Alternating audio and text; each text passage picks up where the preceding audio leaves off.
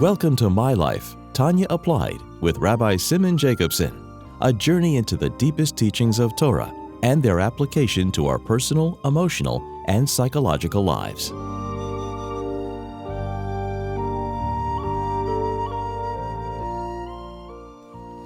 good tevach, a good week. We continue our journey in the life-changing Sefer Tanya.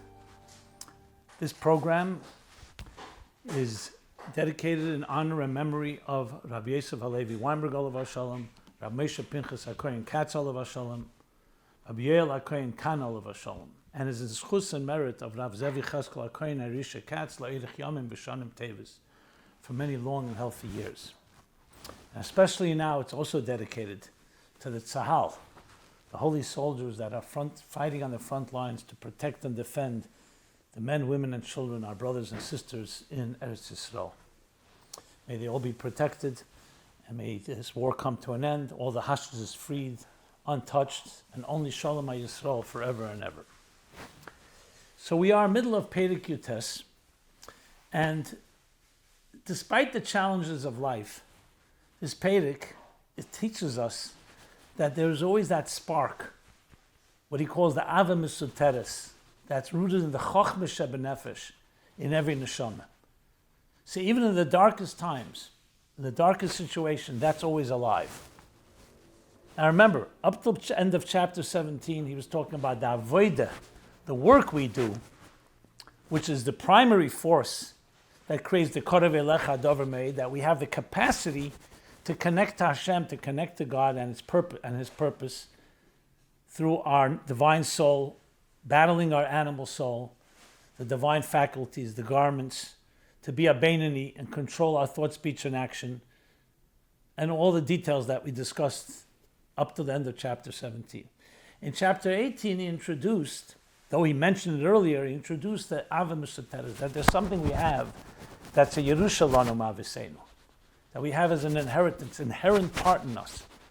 And this adds the second dimension, that we have something within us all the time, that pilot flame that never gets extinguished, if you could put it in those terms. And that's the focus, very much, chapter 18, and then even more so, chapter 19, explaining this Ava Mesuteres, it's what it is and its nature and so on. And specifically, as I said, that it's rooted in Chochmah of Atzilus, in which is manifest Ein Sof itself. Chochmah due to the bitl of Chochmah. And however, this flame, or this Ava Mesuteres, does not get revealed every day. That's why it's called concealed. As we learned, and let's read inside what we learned. Why is it called Ava Mesuteres? He says like this, that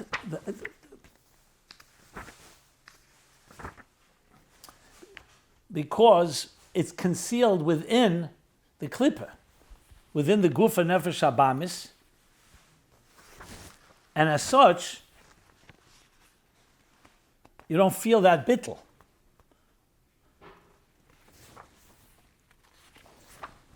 And that's why the Shoim of Peish Yisrael, before they come to the sign of Kiddush Hashem, that's the test that we'll talk about, we've talked about, that will elicit and draw out that powerful love, hidden love. This chinas hachachma shebenefesh alikis, im nitzutz alikus me'ein ensoy baruch hu hamalubish behem b'chinas golus begufan. It's in a state of exile. It's in a state of displacement in their body. Benefesh abamis mitzad haklipa shebechol lasmali shebelev. In the animal soul, due to the klipa in the left side, the left chamber of the heart. Hameleches or meshelas begufan. That rules and controls their body. And that, as we discussed, the Seid Golus HaShechina canal, the Golus of the Shechina, that the Shechina itself is also in a state of displacement. L'chein nikras avazu b'nefesh alikis. And that's why this love that is there in the divine soul, it's alive. But it's called, and should it say, v'chevtze l'dovik b'Hashem chaya chayim baruch hu, and its desire, it's not just that it's there, it's desire, and it's longing, and will, is to attach itself to the source of life, the life of life, which is God. Why then is it called, but it's called B'Shem Ava Mesuteres. So even though it's there, and it's alive and kicking, and it wants to connect to Hashem, but it's called Abbasteres Ki Mesuteres U'Mechusa B'Levush Sak, because it is covered up and concealed in a levush sak.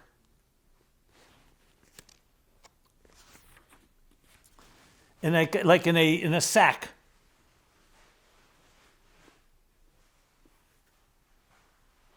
Like a sackcloth garment of klippah. The klippah b'peish Yisrael, when you're dealing with the sinners of Israel. So we learned this already, but I'll just sum it up. And as such, levush sak the klippah b'peish Yisrael.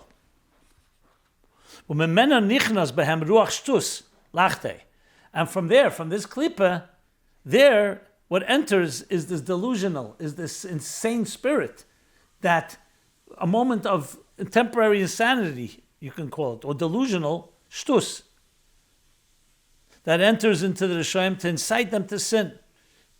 K'mayim Razal, ein adam cheta, a man does not commit a sin, ad shenichnas by ruach shtus.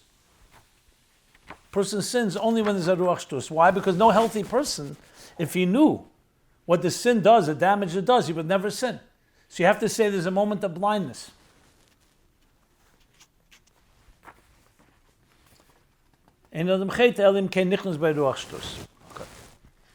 However, that's the side of the golus. But that doesn't mean that it's gone. Ella, shegolus hazeh, he continues.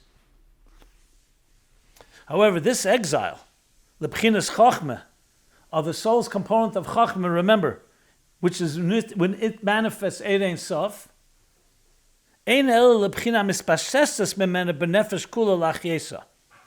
This concealment only applies, think of it like arteries that are blocked, but the heart remains healthy. So it only applies, he says, ein el lebchina mispashestas memena benefesh kula lachyesa. It's only true and applies to chachmeh's effect and influence, its energizing effect and influence on the rest of the soul. So notice, as Chachma spreads into the rest of the person. Aval sheidish ve'ikar shel b'chinas Chachma shebenefesh alikis hu b'meichin ve'ena mislabeshes b'levush sak de klipa shebelev b'chal asmel b'chinas golas mamish. But the root and core of the divine soul's component of Chachma remains in the mind, b'meichin, ve'ena mislabeshes, and does not actually manifest and become exiled and enmeshed in the sackcloth garment of the klipa in the heart's left chamber. So there's a part that goes into that chamber, that part can be affected, but its very essential core remains intact.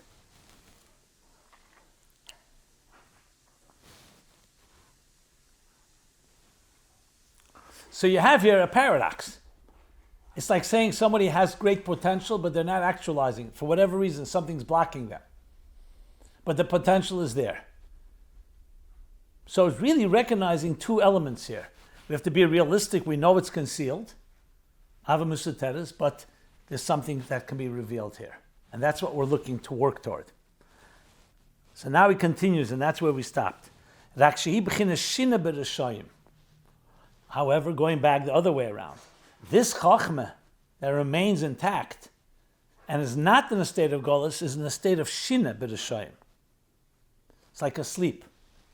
Ve'ena payelas pu'ulasa bohem, failing to have any effect on them. That's what sleep is. Sleep is that you're alive, everything is working. However, sleep means that it's not affecting you. Like your mind, your emotions. When you're asleep, they are also asleep. So it's not death, God forbid, but it is concealed, a state of sleep. And it doesn't have an effect. So it's like your mind when it's asleep. It's working, but it's not affecting the person in a very direct and conscious way. But he qualifies. Kol zman sha'asukim b'daitim b'nosem b'tayvus ha'elam.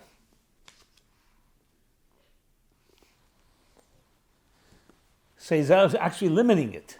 So long as their das and their bina, means their concentration and their contemplation, is preoccupied with worldly pleasures. Because those worldly pleasures, that preoccupation is what conceals. So in other words, they are awake, physically awake, but spiritually asleep, because there are preoccupations with worldly pleasures. And as such, this Chochmah Shebenefesh remains in a concealed state. Now comes now where do we see that it does get revealed? Because you could say, okay, now it's concealed. What do we do? So the Alter Rebbe is now going to show and demonstrate that even by people like in that situation, that are in that state of Golus, there are situations, like we know, times of crisis and other emergencies, where the pilot flame emerges. Ach, he continues now. Ach, kishaboyim lidei nesoyim b'dvar amuna, like we talked earlier about the nesoyim. But when these even wicked people, even sinful people, are confronted with a test in a matter of faith, and we're talking about a test of life and death, she l'mayla mahadas. Now we're going and reaching another place. In the world of das, we said that is the avodah through contemplation that gives birth to a love and reverence of God. Now we're accessing a place that's l'mayla mahadas, as he discussed earlier at length what the power of that is. So you're reaching a primal place within us. That's what an Nisayan does. When, God forbid, let's say there's danger to a child in your family, or danger to yourself, you suddenly realize you lose your complacency, and you suddenly dig deeper to do everything possible to save a life. What about before that, a moment before that, when you didn't realize, so you weren't having that awareness, and that energy and that impetus was concealed. But this Nisayan elicits something l'mayla madas, which transcends the rationale of the mind. V'noga ad hanefesh lebchinas chochmah shaba, and it touches the soul directly, reaching its component of chochmah. It's like it pierces. You see this a constant situation. You see people who are complacent or indifferent or apathetic, but then you say something that pierces their heart, something that touches them. It's a matter of life and death, or something that really is important to them. What changed? What changed? It's the same person. But something pierced, something reached deeper. It says that is noga ad hanefesh lebchinas chochmah shaba. So that chochmah, remember the chochmah that was mispashetis and expressed, that extended itself, that's concealed. But now you're going back to the place that was untouched, like he said before, that is not affected. But how do you access that? That requires this challenging situation.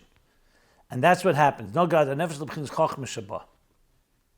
So in day-to-day life and regular situations, you won't see that power. That's why you could have great potential, but then challenge them. Resistance. Or in this case, like a Nisayan, a real test, that's when it reaches and pierces directly through to the Chochmah. Then Chochmah awakens from its sleep. The Chochmah that was asleep before awakens. Upayelas pu'ulasa. Before we said it doesn't payel pu'ula. But now, once you're drawn from there, it goes even into the state of Chochmah that is affecting the rest of the person. Think of a person being asleep, but then there's suddenly a loud sound or something that awakens them. Then they suddenly become alert. And it payel pu'ulas and affects them. With the power of God that melubish ba, which only adds another element. It's not necessarily coming directly from you, it's within you, but remember, it's Eid Ein Sof, that's melubish and Chochmah.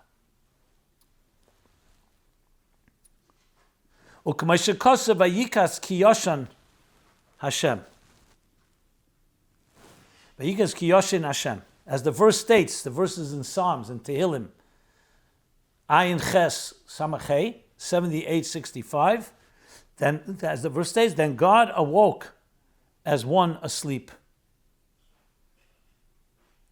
So that's why it also brings Keach Hashem, Vayikas Hashem, that power of God. The power of God within the soul was aroused. So the power of God is always obviously alive. and always active. But we're talking about its effect in the soul has now been aroused. That's how he's teaching Vayikas ki Yoshen Hashem. Lamed b'nesoyen ba'amunas Hashem, and this gives him the power, this enables him to overcome the test and prevail, the test of faith in God. Without using any of his reasoning, knowledge, or fathomable intellect.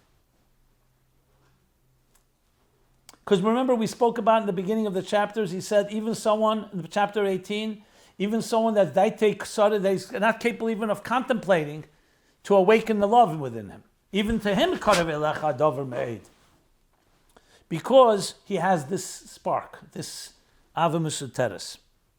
Without using any of his reasoning. He doesn't have any reason to dominate, to prevail over the klippas and the taivas el mazeh beheter and the worldly temptations, the ones beheter permissible, or be'isa shahurgu behem, and the temptations that that are prohibited. And always those because he became used to them. He's accustomed to them. Those that he's not accustomed to, you could say maybe there he can control. It's not part of his habit. But he's not accustomed to them. But he's accustomed to them. Ulimayz behem. And furthermore, like he said, to despise them, to find them despicable. So he does not have the seichel v'das, like he says. The blishum tam v'das v'seichel musaglei, to give him that power. So where's the power coming from? It's coming because something has woken him up. The nisayon, the challenge, that he was being put on the spot, so to speak, is awakening and drawing forth that level.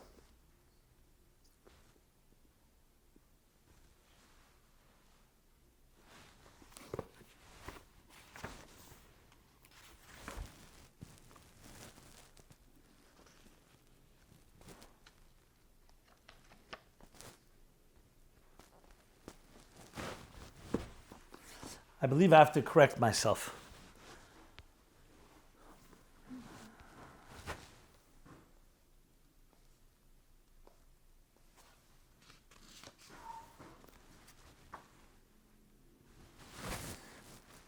I explained it that's as a result, that he does not using his tam v'das to get there. I think the Alter Rebbe is saying the period has to come after Seichel Das Seichel Musaglei. Meaning that the Koyach HaMesiras Nefesh does give him the power and it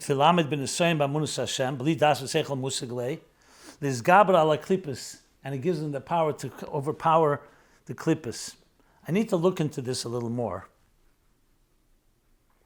to make sure I'm correct. In other words, is that the power that he does have from Ava Misuteres that has been awakened through Nisayon or not? I believe yes.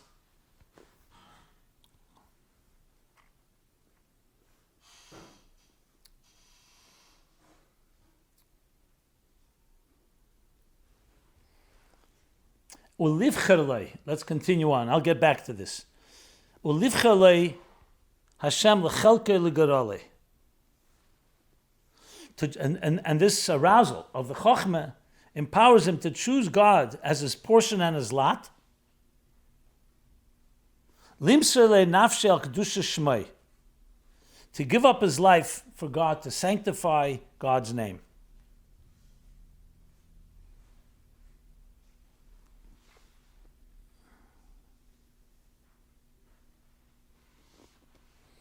And that's what gives him the power also to reject Avedis and to despise the evil. That's what it sounds like he's saying.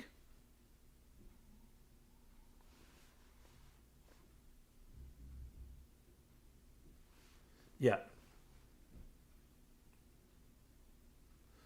But I want to look into this more because he could also teach the first way that I explained.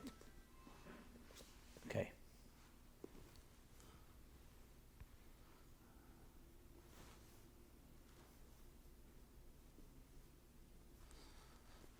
Va'af. Now he continues and qualifies. Va'af ki ha'klippas govra alav kol yomov. So you could say 1 second here. Because this spark suddenly was awakened through an Nisayon, then everything changes. So a person lived his life, a sinful life. So he says, so even though the klippas had prevailed and dominated over him all his life, govra alav kol yomov, v'lo yochel lehem, and he had been powerless against them. As we mentioned earlier, as the rabbis teach us, that the Rishonim are controlled by their hearts, as we learned earlier. Makol mokim. So even though that may be the case, that it took that they've been dominated and controlled for a while, Makol mokim kishabolim dei Rishonim b'dvar amunah. Nevertheless, when it came to a test of his faith, of the person's faith in the one God, she is the one God. She say dasa b'harei kedush, a faith which even in the Rishonim and the sinners had its foundation on the holy peaks. You say dasa b'harei kedush from Tehillim Pei Zayin Aleph 87:1. He b'chinas chachmish shebenefesh alikisha b'ma lubish Ein Sof Baruch Hu. This is referring to the divine soul component of Chachmah, in which the infinite Ein Sof is present.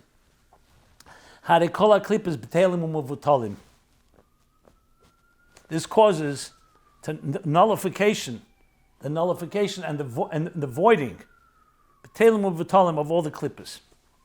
Clearly telling you that the klippas are not the permanent, are the anomaly, are the aberration.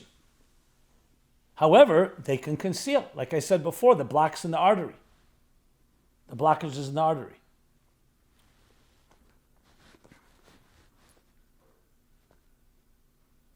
So what do we see from this? That even though a person may be immersed in all kinds of personal temptations and pleasures of this world, the Ava Mishateres is always alive. Could be asleep. And Nisayon is what triggers it to bring it. So that proves to you that it's always there, even when the Nisayon doesn't happen. So we don't have to wait for a Nisayon. Nisayon is just a proof that it's alive. And when it comes out, it dominates, even though there were years of klippa that the person made, like he said, Kol Yomov, all his days that he was involved in the negative. And it's as if they literally, in the presence of God, don't exist, like they never had been. Melts away completely. Think of darkness in the face of light. It dispels the darkness as if the darkness never existed. Because it shines through the chachma. The kediksiv, kol goyim ka'ayin negdei v'geimer. All the wicked, the verse says, are like nothing before him. Yeshaya Mem Yud Zayin 40:17. Uksiv ki hine evecha Hashem ki hine evecha yevedu. Yispardu. And it's written. This is in Tehillim 92:10, Tzadik Beis Yud. For behold, your enemies, O God. For behold, your enemies will perish. All evildoers will be scattered. Uksiv. It's a bunch of psukim the Alter Rebbe is bringing proof. Uksiv. Ki meis deinig. Mipnei eish yevodu. And it is written, as wax melts before fire, so will the wicked perish before God. Again, Tehillim, Samachez Gimel, 68:3. Uksiv, harim kedeinig no mesu. Harim kedeinig no mesu. And it is written, mountains melt like wax before God. Again, Tehillim, Tzadik Zayin, Hey, 97:5. So what do you see from all these psukim, these four different verses? Some say they correspond to the four klippas, Shlosh Klippas Atmeis and Klippas Nega. That Rebbe explains it that way, that they completely melt away. So even though they've been so dominant quantity-wise, time-wise, but when you get to that Ava Mesoteres and you bring it forth, that's always more powerful. So that tells you Karav Elech Hadavar Me'ed all the time. Even though you could say quantity, Kol Yomov, he's been busy and immersed in the negative behavior.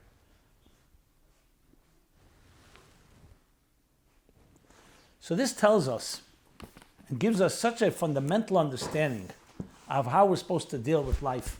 When people ask the question, you meet Jews, for example, that seem to have wandered off, or Jews who don't even know what Yiddishkeit is. And people give up on them. You're giving up on what? You're giving up on a child of Hashem. And a chelik elikam emal mamash that has an ava mesoteres. But here it's even deeper. You're not just giving up. The person has all the strength they need. It's just asleep for whatever reason. It's also a really positive approach. We don't look at a person as a bad person that has good tendencies. We look at it as a person as a good person that unfortunately can be trapped in a negative place. That's the golus. What's the natural state of a Yid? It's ava mesoteres. But when you come into this world, it can get trapped. And when it gets trapped, it becomes something that's very difficult to access. The Nisoyim proves that we can access it. So it's a whole approach to look at our children, to look at our families, to look at strangers, to look at everyone with this set of eyes. What an Eid is. The Alter Rebbe is not mincing words how deep the golus can be. He calls it levursak, all the language. But he also tells us that inside there's a fiery flame called ava mesoteres. And when that emerges, everything melts. Null and void, as if it didn't exist. That's how powerful the message is. So, Tanya continues to give us strength and hope in all situations, in all challenges. That's the power of Sefer Tanya. We're going to stop here, middle of Perek Yutes. There's still more to talk about as he continues this chapter. This is this important and vital chapter. And as always, if you want to find previous chapters and all the archives of these programs, we're already done over 160 programs. Go to TanyaApplied.com. You could also post any questions you may have there. And I want to also mention, being that we are running now a campaign, if you go to mylife500.com, mylife500.com, we have a campaign. This is a free program, and we invite you to partner with us in supporting this program, more programs, more derivatives that will grow from this. Please go to mylife500.com, 500 episodes of My Life Chassidus Applied, which I do Sunday night. And this is like a twin, or you can say a cousin to that program. Everyone should have a good tevach and be well. This has been My Life Tanya Applied with Rabbi Simon Jacobson. Please join us again next week. Visit chassidusapplied.com for archived classes and more resources.